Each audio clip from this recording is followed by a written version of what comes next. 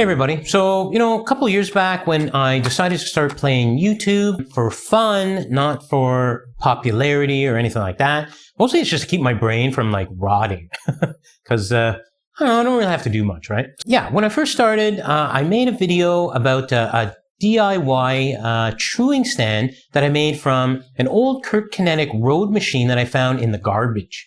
The roller was, it was making weird sounds or whatever, so I just removed it and I used the trainer as a base because literally it's designed to put wheels in, right? So I just figured what I'll do is I'll make indicator arms and connect them, and then that way I'll have a truing stand and even a repair stand, actually, basically free, and I'll use that to make money and buy the Pro Tools, which is what I did, and I've been relatively successful at it, even though it's a hobby, and I'm not going to tell people that I make a lot of money doing it, but I don't want any problems with with taxes. Anyways, so somebody actually asked if I could show how I actually made this thing.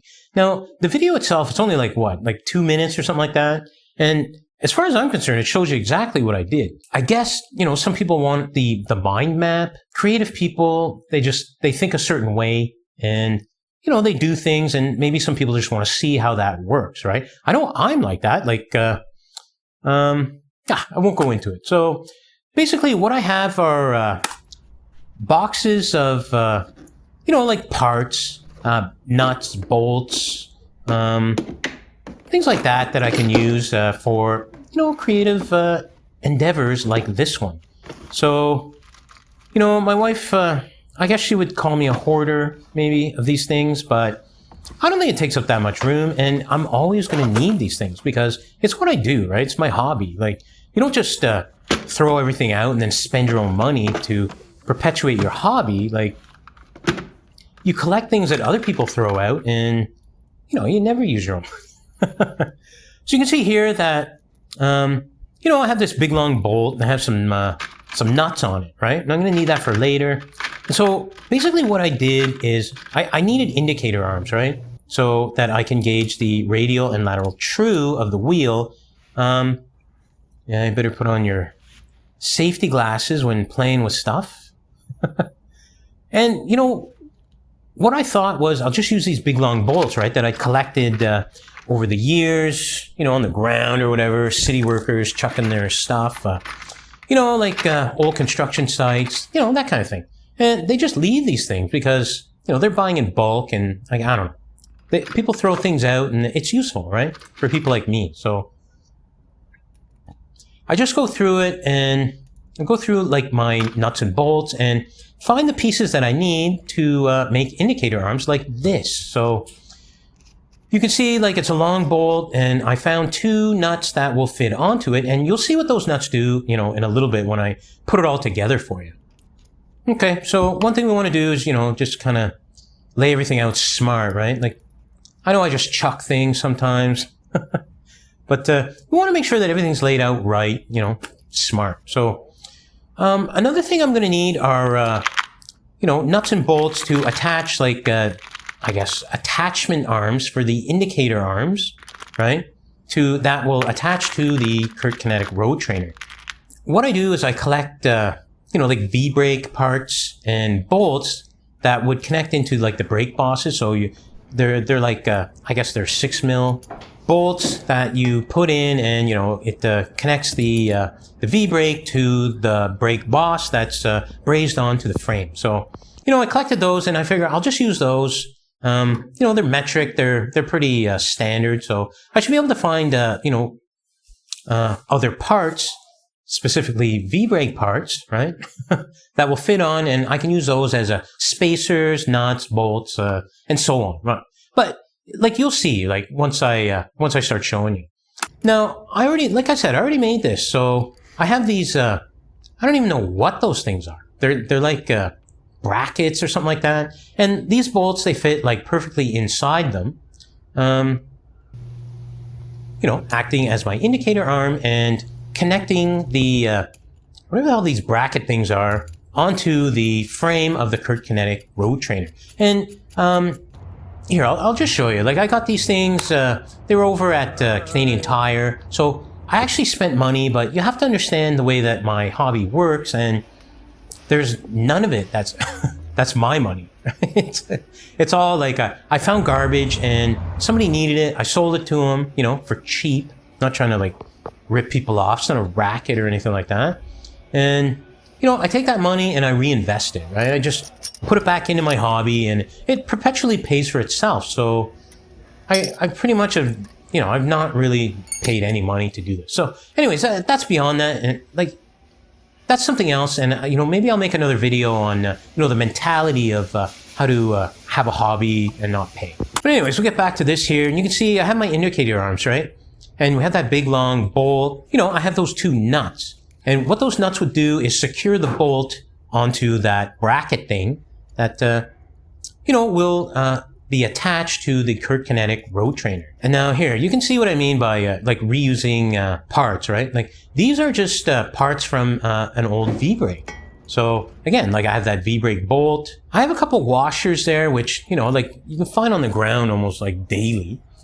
And I had it's a V-brake nut, right? Like it holds the V-brake pad onto the V-brake itself. And, you know, that works perfectly fine for me. So as you can see here, I have the washer. You know, it's a standard, what, like, I don't know, half a millimeter, a millimeter maybe. And like I said, this is that bracket thing. You read the label. I think it said 16-inch or whatever. I don't have my glasses on, so I can't really read it.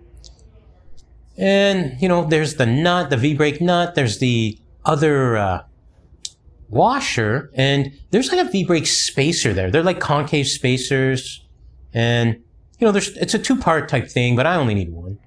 And again, there's that V-brake nut, and there you go. Those are the parts that I use, and that's really all you need. And these things are just found anywhere. Like, I'm pretty sure this is like a cheap carriage bolt, and you know, like again, nuts are like nothing. They're cheap. Now, one thing you are going to need is you know, a 5mm Allen key, and you know, people are throwing these away constantly from, you know, pretty much any piece of IKEA furniture, right?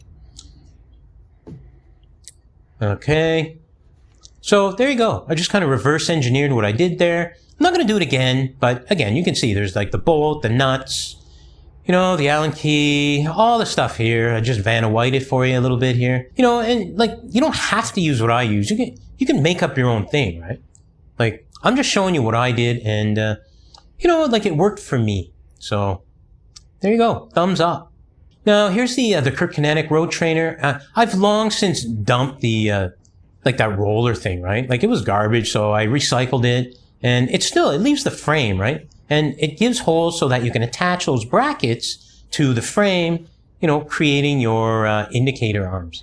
So here we go. I'm just going to show you. You can't really use that front one there, but you can use the side ones here. And, you know, I'm sure many of you can just kind of put this together in your brain, right?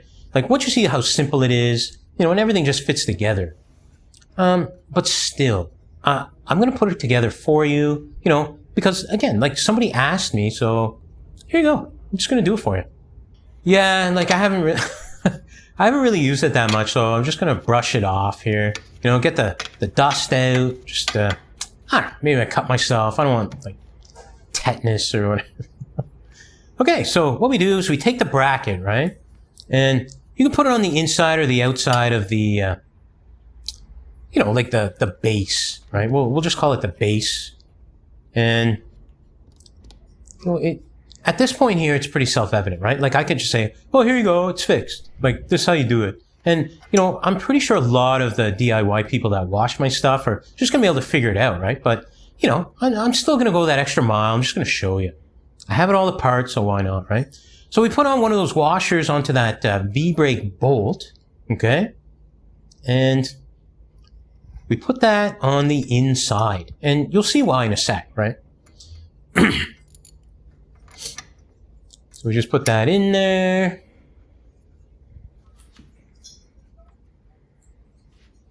And you can see how the washer is going to work, right? It's basically going to be there so that, you know, it lessens the friction, I suppose, or it gives that buffer so that I can move that bracket around in case, I have smaller wheels or whatever. I need to move it, right? And not every rim is going to be the same. Plus, I have to do radial truing, and I'll show you that in a sec. Like, just keep watching. I'll show you how the radial truing works with these indicator arms. There we go. We just put that second washer on. So now we have a bit of a buffer, and things will slide, right? It's not just going to, like, the nut and the bolt aren't just going to bite right into the frame there and, hold that bracket static, because we don't want that. We want it to move around. Pretty sure that's like a pedal washer. Okay, so we're going to put this, that concave spacer on there. I'm putting the concave side on the inside, but, I don't think it really matters that much. And we'll take that V-brake bolt. Sorry, we'll take that V-brake nut. Man, it's dry as hell in here. I don't know where you guys are, man, but it's dry. Holy jeez. Okay, and you can see here that you tighten it on, and the that bracket is going to move around. And again, that's what we want, right? Okay, so there, it moves around, but one of the flaws here is that it loosens off the nut and the bolt, right? So you're going to have to keep the Allen key kind of around to tighten it up whenever needed, which, isn't really a big deal when you're not paying any money, okay? You have to understand that these, like, park tool stands and everything, they're really expensive. Like, they go for $500 plus. And, like, that's going to be a lot of wheels that I'm going to have to build and sell in order to afford that. But, again, like, I did it, so it's totally doable. Okay, so we're going to attach the indicator arm here. And now, what we have to do is put one nut on, okay? So just roll that on.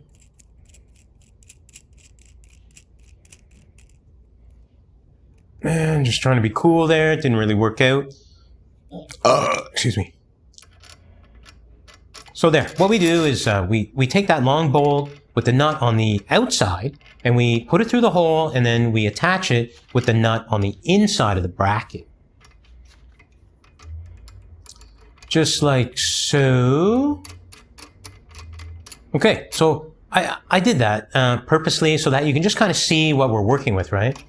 So what you do is you tighten up the bolts together onto that bracket. And what ends up happening is it just locks it in place. So you have an indicator arm that you can manipulate, right? So if you wanted to just do lateral truing, this is what you do. You just you would just loosen off the bolts and then put it where it needs to go. So basically, you would just manipulate the indicator arm to the length that you need for whatever rim that you're working on. Okay, so we'll just do the other one. You may as well. I'll just kind of show it to you again. This one here, again, I'm just going to put it on the inside, okay, of the frame here. I could put it on the outside, but, like, for the sake of this video, I'm putting it on the inside. That's just the way I'm doing it, and, it's really not a big deal because you're going to run into the same problems no matter what. So we'll just put on the other washer, just like so. And we put on our spacer, again, with the concave side on the inside, so facing the frame, and then we put on that V-brake bolt.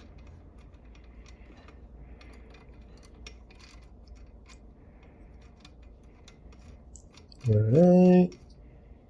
There you go. You want that movement, and of course, it'll end up loosening the bolts again. So you need your Allen key in order to keep it nice and nice and tight for when you're actually doing the truing. And again, I'll just show it to you. You just take your bolt, you put your first nut on, right? You slide it through that hole. And then you put on your second nut to secure the indicator arm. And you just manipulate the nuts to accommodate the length of indicator arm that you need for whatever wheel that you're making. for whatever wheel that you're truing. Okay, and again, you need your Allen key just to tighten that up. And now you don't really need to move these. Once they're in place, they're kind of in place. And the only time you are going to need to is when you're going to do radial truing. So there you go. I'm going to give it a thumbs up. Now I'm just going to put this front wheel on. One of the reasons this is such a versatile truing stand is because it accommodates front wheels, okay? And, you know, for a rear trainer, like an indoor trainer, it's designed for rear wheels. And, you know, like, it's not designed to be a wheel truing stand, okay? But for my purposes, I found that it accommodates most front wheels. And of course, the one front wheel that I have kicking around, it's not going to work, right? So, what can you do? I may as well just show you the the shortcomings of this stand here, and then that way you know, right? Like it's not perfect, but when you're paying nothing, like it's perfect is a relative term, okay?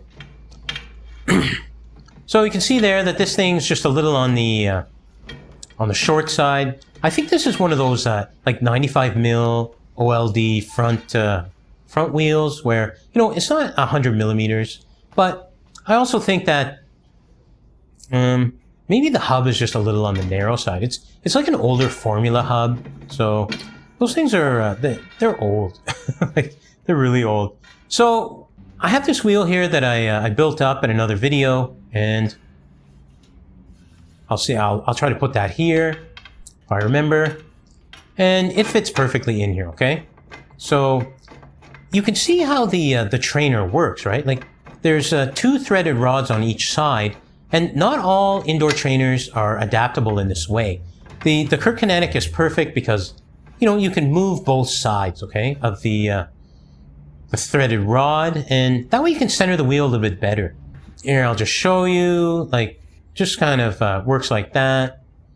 The those like nib things on the end, I don't know, whatever, the axle holders, they just kind of fit onto the lock nuts. And you can see there's a quick release mechanism, which makes this trainer even better for doing this, because you can just slide it off and then the wheel just fall right out, like just happened here. But, you know, I'm holding the camera with one hand, so whatever. You know, that way you can just kind of see what happens and, you know what it is that you're actually working with. Now, not all trainers are versatile in this way, and here, what I'll do is I'll show you another trainer that I have, and what it is one side is it's fixed, okay? And there's only one threaded side on it, and you can't really use it to make a truing stand. You can use it as a repair stand, no problem, but as a truing stand, you can't really use it unless it's a rear wheel, because it won't accommodate front wheels. Okay, so I'll just put this back in, you know, use the quick release, and then just tighten it up by hand, and there you go. It's nice and tight, nice and, you know, it's not waving around or anything like that. So here we go. Again, it's nice and tight in there. It's relatively centered, but, you know, that's the whole point of these carriage bolts and the nuts, is so that you can manipulate the length of the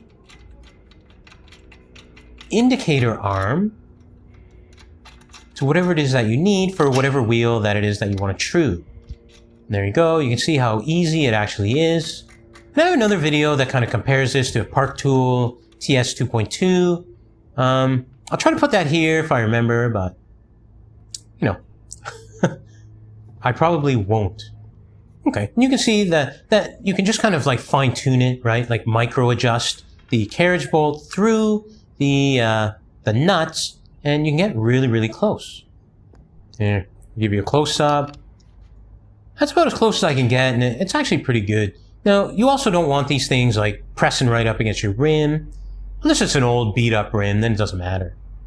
And again, you can see this indicator arm, it's not positioned correctly or appropriately, so what we're going to do is just play with it a little bit and try to get it to where we need it. Now, again, I'm holding the camera so I can get a close-up for you. So I'm just going to do it with one hand, and, you know, in a way it kind of functions to show you that you can use this with one hand. There we go. You know, nice and close. It's actually pretty accurate. You can hear it a little bit there, so it's a little too close. You can see that that bolt there, it's cut kind of weird. Kind of like on a bias. So at an angle. There you go. Like, that should be good enough, right? You don't need it to hit. Like, you don't really true by touch, right? In real life. You get close and you just gauge it. There we go. You can see that these things, these indicator arms are set properly. And like, I banged it there, and the bracket still holds kind of steady. Now, one of the reasons we want to move it, the bracket, is so that we can do the radial trim, okay? So, again, you can see the problem there with that. Just kind of moves around all, you know, like it loosens up. And what you have to do is just manually tighten it back up.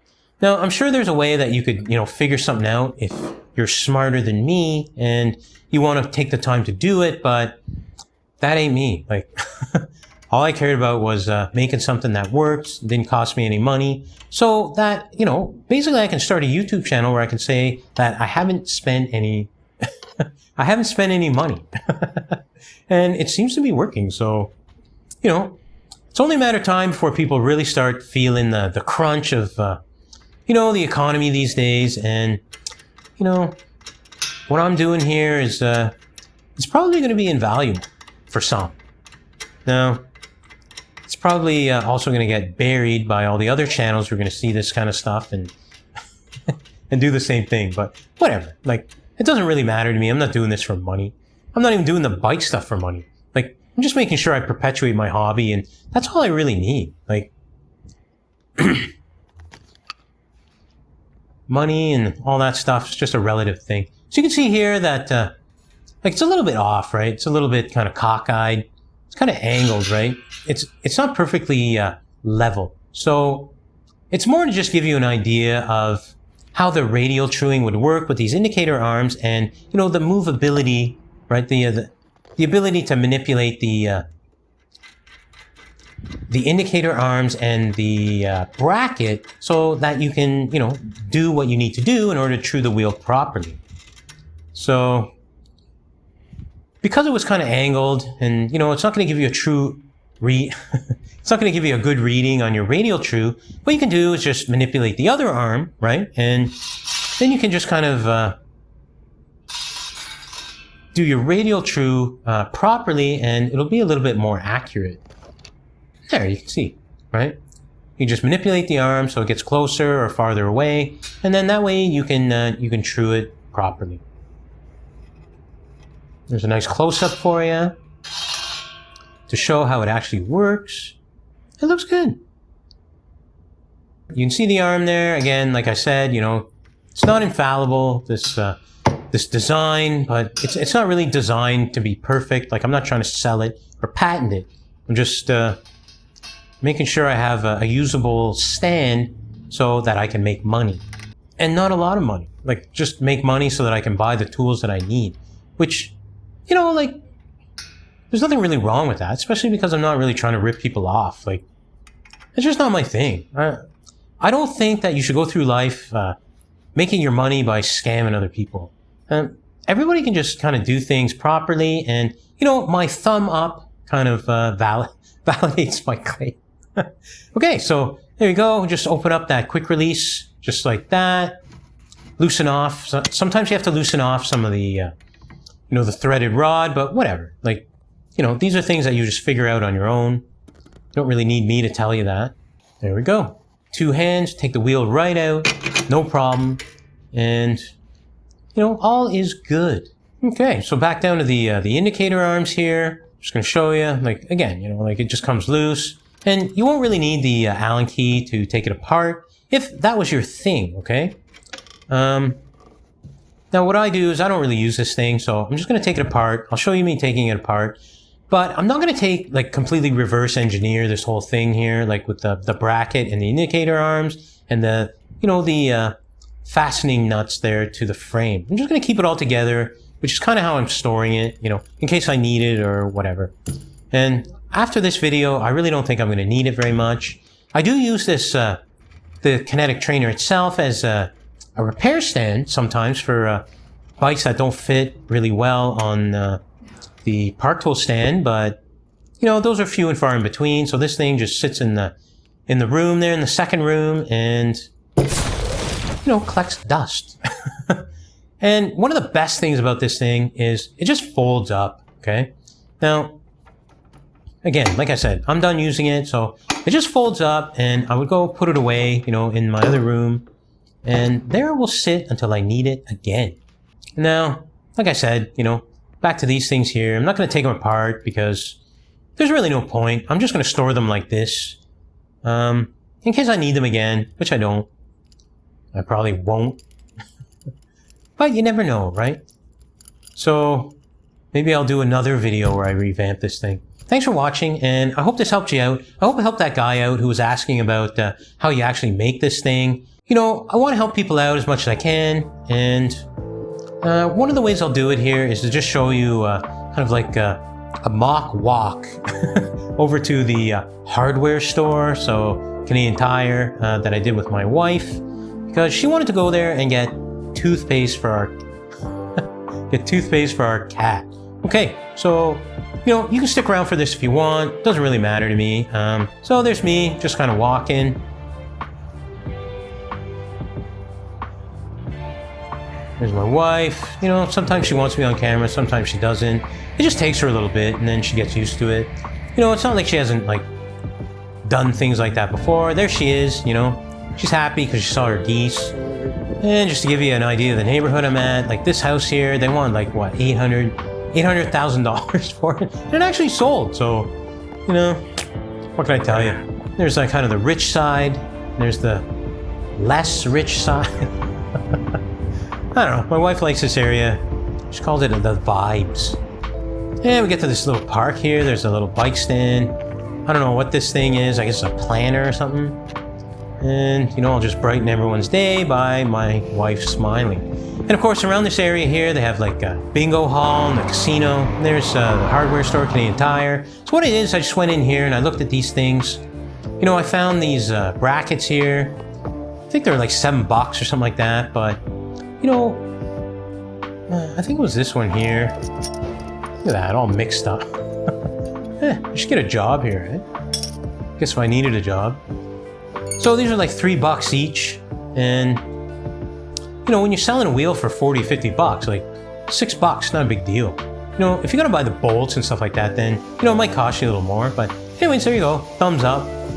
And while we're here, you may as well just watch. I'm going to the the pet aisle. She's looking at this stuff. I don't even know what it is. And on our way out, just saying bye to Canadian Tire there, see ya. And we have to walk through the, I guess it's the Ottawa Titans now. There's me again. I didn't feel like it, so just point her over there. Nothing. You see there's that bridge that goes over the zip. There's another bike stand. Yeah, Ottawa Titans, I guess, eh? Well, I'm just not keeping up with my baseball. You can see here, there's kind of this traffic jam going on that we can see on the bridge here. Oh yeah, and there's this bridge that goes over to the VIA station. Look at that traffic. This is like what, like 3 o'clock in the afternoon? Like, look at that. Oh my gosh. Like, I feel bad for commuters, but you know, gotta get back to work, right? Well, the dude's booting down to Orleans there, going east. There's nothing. But I think there's a lot of construction, stuff like that going on. But still, like, I would not want to be in there. Oh, and here's the state of, like, we just took a little seat here. Here's the state of the garbage. Nobody cares. I'm just going to show off this Tentry shirt that I got. You know, just for anybody who's got, like, really big shoulders, big chest, big back. These things fit great. There you go.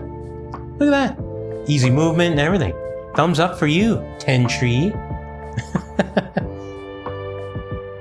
Yeah, I'm just walking back. Like, there's a lot of green space, eh? You know, also, like, I live in downtown, so I don't really need a car or anything like that. You can see here, like right by the Rideau River, there's lots of stuff going on. You know, wildlife and all that. Old ass bridge there, you know, that old train bridge. Made with Carnegie steel. There's this wasp nest here, and you know, that's it. So I hope this video as a whole helped you out, like showing you that sometimes you just got to get out, you know, get outside, get some fresh air. Don't use the car, walk to where you need to go, to the hardware store if you're working on a project or whatever. And I hope it helps you save money on your projects, because you can just use stuff that people are throwing out, and you know, it's readily available pretty much everywhere. Whether it bothers your significant other that you're a collector or a hoarder, it doesn't really matter, right? You got to do what's right for you. And what I've done has actually saved me a lot of money, and in return has helped me to actually start a YouTube channel about not spending money. So we thank that guy for his comment. Otherwise, I probably wouldn't have made this video. You know, up to this point, I'm pretty happy with the way things are going, and I'll catch you on the next video.